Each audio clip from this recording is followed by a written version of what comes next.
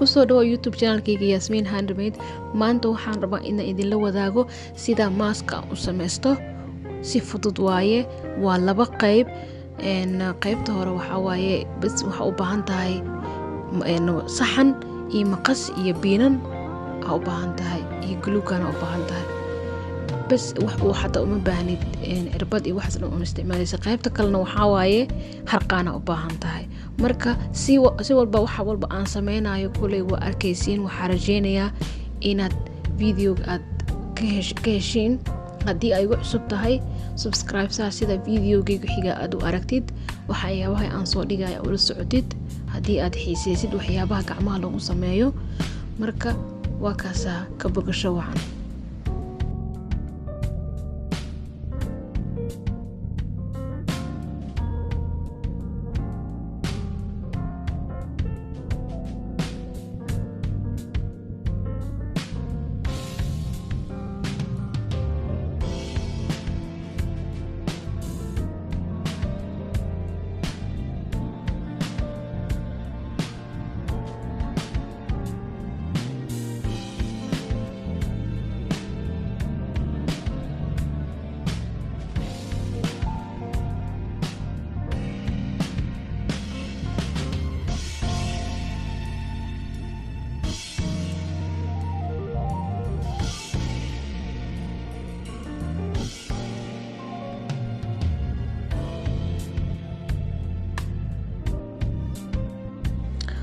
waa u jeedin sida uu egyahay markii aan dhameeyay.